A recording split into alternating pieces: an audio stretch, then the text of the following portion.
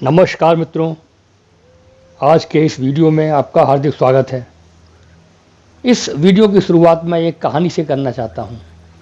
कहानियों के बारे में ऐसा कहा जाता है कि कहानियाँ कामधेनु होती हैं, अर्थात वो जितना हमें देकर जाती हैं उतना हमें एहसास भी नहीं होता। हम लेने के लिए तत्पर होने चाहिए, कहानियाँ देने के लिए तैयार बैठी हैं। ऐसे ही एक शिक्षाप्रद कहानी आपके सामने मैं रखना चाहता हूँ। एक बार एक पक्षी चोंच में समुंदर से पानी भरता और बाहर जाकर रेत में फेंक देता, फिर जाता चोंच से पानी भरता, बाहर जाकर फेंक देता। ऐसा देखकर उसके एक दूसरे पक्षी मित्र ने कहा कि भाई ये क्या कर रहे हो? ये चोंच से पानी भरते हो और बाहर रेत में फेंकते हो, क्या करना चाहते हो?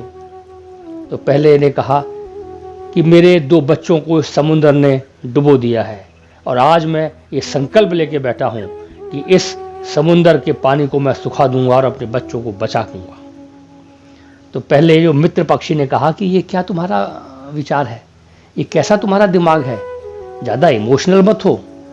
पूरी जिंदगी भी लग जाओगे तो समुद्र का पानी तुम चुल्लू भर पानी बाहर फेंक पाओगे, इस समुद्र को कोई फर्क पड़ने वाला नहीं, तुम पूरी जिंदगी लगे रहो फिर भी। तो पहले पक्षी ने कहा कि मित्र, मुझे तुम्हारा साथ चाहिए, सलाह नहीं चाहिए। सलाह की मुझे आवश्यकता नहीं है, अगर साथ देना हो तो आओ। मित्र पक्षी को बात ठीक लगी, उसने कहा कि ठीक है यार, मित्रता की बात है, मैं साथ दूंगा, गलत या सही वो बात की बात है। दोनों पक्षी समुद्र में जाते, चोंच में पानी भरते, बाहर रेत में फेंक देते। ऐसा लगातार कर रहे थे। दूसरे और साथी पक्षियों ने देखा, उन्होंने भी वही कहा। तो इन्होंने जवाब दिया कि तुम्हारा साथ चाहिए, सलाह नहीं चाहिए।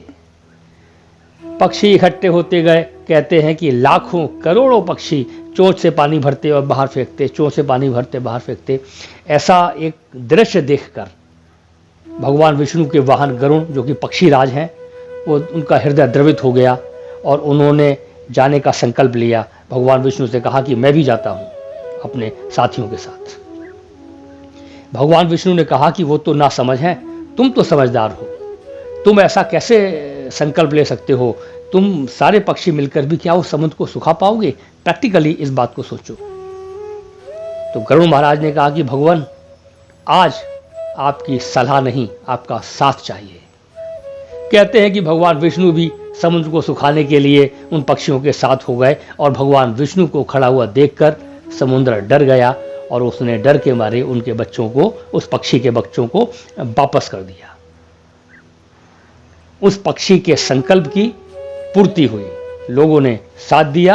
तो इस कहानी से सबसे पहली शिक्षा जो हमको मिलती है वो ये कि जब कभी भी आपके मित्र को या किसी और को आपके सहायता की जरूरत हो या वो आपसे सहायता मांगे तो उसका साथ दीजिए, सलाह मत दीजिए। अक्सर हम लोग कोई सहायता मांगता है तो सलाह देते हैं और साथ नहीं देते। तो इस कहानी से शिक्षा ये लीजिए, अगर वास्तव में किसी की मदद करना चाहते हो तो लोगों का साथ दीजिए, सलाह मत दीजिए। क्योंकि जब हम किसी का साथ देते हैं तो साथ देने से हमारे प्रयास संयुक्त हो जाते हैं, कंबाइंड हो जाते हैं और संयुक्त प्रयास की ताकत बहुत ज़्यादा होती है। एक प्राकृतिक सिद्धांत याद रखिए कि टुकड़ों का योग सदैव पूर्ण से ज़्यादा होता है। मैं फिर रिपीट करता हूँ कि टुकड़ों का योग सदैव पूर्ण से ज़्यादा होता है।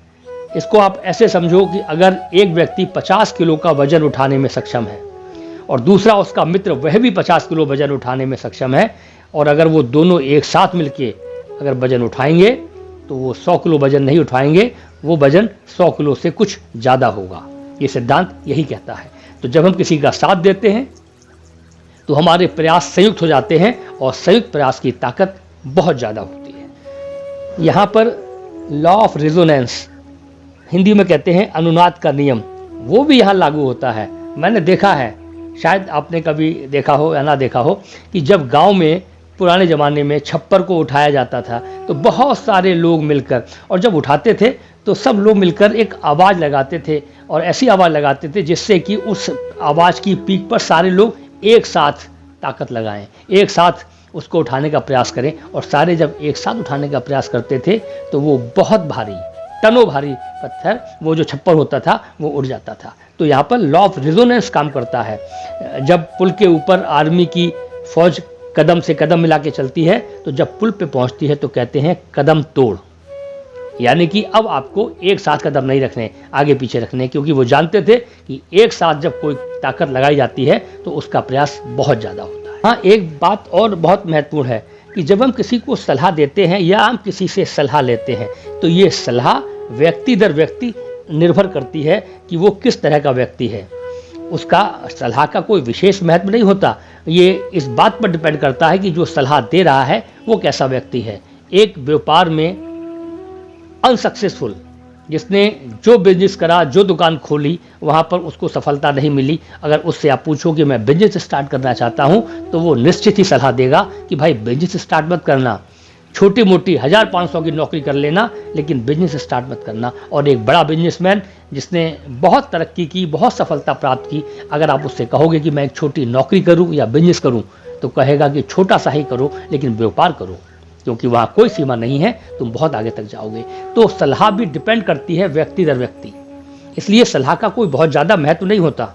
ध्यान रखिए, सलाह का कोई बहुत ज़्यादा महत्व नहीं होता। और जो दूसरी शिक्षा इस कहानी से हमको मिलती है वो ये सीखने वाली है कि उस पक्षी का आप डिटर्मिनेशन, भावनात्मक संकल्प देखिए कि उसके बच्चे समुद्र में डूब गए और उसको अपने बच्चे को बचाने का जो उसका डिटर्मिनेशन था वो इतना स्ट्रांग था कि उसने समुद्र को भी सुखाने की हिम्मत की। और हिम्मत ही नहीं करी, उसने शुरुआत भी करी। हम में से कितने लोग ऐसे हैं कि किसी बड़े काम को करने से पहले इतना हम विश्वास रखते हैं कि हम इसको पूरा कर पाएंगे। उस पक्षी ने उस समुद्र को सुखाने की हिम्मत की, उसने विश्वास किया, और इसीलिए और जो प्राकृतिक सहायताएं थी वो उसको प्राप्त हुई और उसका जो टारगेट था वो अचीव हुआ। कहते हैं कि well begin is half done. अगर किसी काम की ठीक से शुरुआत करो, पक्के तरीके से शुरुआत करो, तो कहा जाता है कि वो काम आधा तो समझो हो ही गया। यहाँ पर एक मैं आपको और ऐड करना चाहूँगा, एक शाहरुख खान की पिक्चर थी ओम शांति ओम, उसमें वो डायलॉग कई बार आता था कि कहते हैं कि अगर किसी चीज़ को सच्चे दिल से चाहो तो पूरी कायनात उसे तुमसे मिलाने की कोशिश में लग जाती है। वो कुछ शेर भी था कि इतनी शिद्दत से मैंने तुमको पाने की कोशिश की कि हर जर्रे ने मुझे तुझसे मिलाने की साजिश की। एकदम यही बात यहाँ पर है कि किसी भी काम को करो, पक्के तरीके से करो, तो सहायताएं अपने आप आने लगती हैं। नेचर या भगवान आपको सहायता देने लगते हैं। ये डिपेंड करता है कि आपका संकल्प कितना स्ट्रांग है। अंत में एक बात मैं फिर कहूँगा कि अगर कभी किसी ने तुमसे सहायता मांगी या आप किसी को सहायता देना चाहते हो, तो कभी एडवाइस मत देना, उसका साथ देना। साथ देने से उसकी वास्तव में हेल्प होगी और एडवाइस देने से उसकी बहुत ज़्यादा हेल्प होने वाली नहीं। इस वीडियो को आपने ध्यानपूर्वक सुना, इसके लिए मैं आपका हृदय से आभार प्रकट करता हूँ। अगले वीडियो में किसी और सब्जेक्ट के साथ आपसे पुनः मुलाकात होगी। नमस्कार।